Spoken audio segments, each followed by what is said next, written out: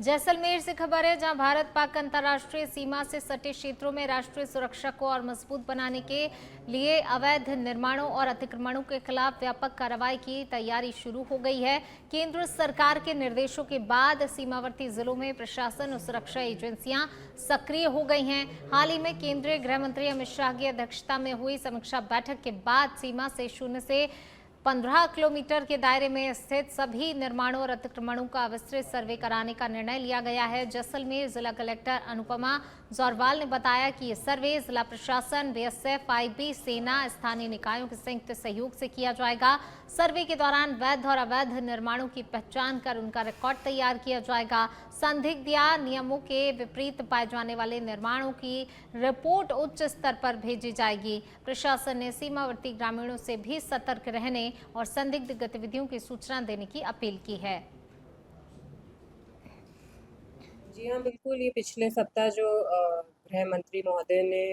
और सीएम महोदय ने जो बैठक ली थी, उसमें पांचों जिले जो हैं सीमावर्ती जिले, उनके कलेक्टर एसपीज के साथ बैठक थी, जिसमें बहुत क्लियर कट ये निर्देश दिए कि 0 से 15 किलोमीटर के दरमियान किसी भी तरीके का इंक्रोचमेंट है किसी भी समुदाय या किसी भी व्यक्ति के द्वारा, तो एक सबसे पहले तो उसका हमें पूरा सर्वे हमारे पास होना चाहिए। और साथ में यदि ऐसा कुछ पाया जाता है कि जो नियम विरुद्ध है, तो उस पे कार्रवाई करने के लिए दिवाली पर्व से पहले ये हमें इसमें निर्देश दिए गए हैं। इसके साथ ही में क्योंकि सीमावर्ती क्षेत्र है, हमें हर कीमत पे अपनी जो इन्फॉर्मेशन गैदरिंग सिस्टम है उसको मजबूत करना है। तो उसके लिए उन्होंने कहा है पुलिस को भी, प्रशासन को भी, कि जितनी भी एजेंसीज़ हैं, अदर एजेंसीज़ हैं, जिसमें आईबी मैं कहूँगी, बीएसएफ है, मिलिट्री है, सभी के साथ जो मंथली बैठकें होती हैं उसको और अच्छा प्रोडक्टिव बैठकों के रूप में आयोजन किया जाए।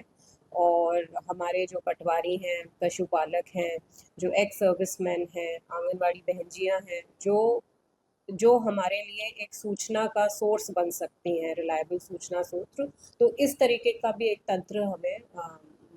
एक तैयार करना है। मेरे ख्याल से मोटो ये है, सबसे पहले तो क्योंकि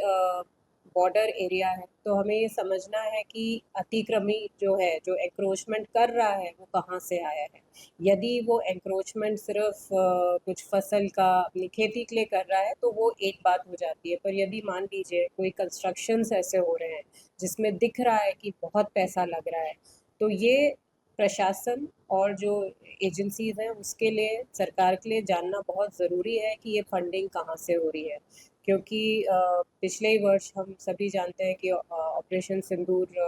के हमने बहुत लेसन्स लिए हैं।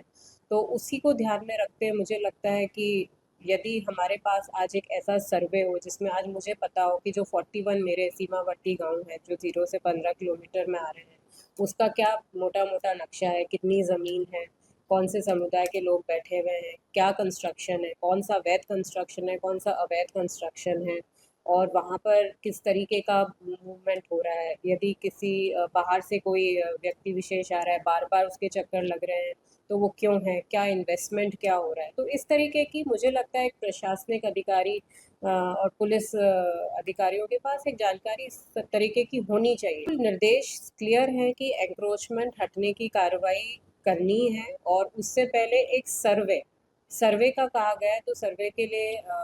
सभी राजस्व अधिकारियों को हमने यहाँ से पाबंद कर दिया गया है कि सबसे पहले सर्वे है, सर्वे स्टेट के साथ शेयर किया जाएगा, और जैसे स्टेट से निर्देश मिलेंगे उस पे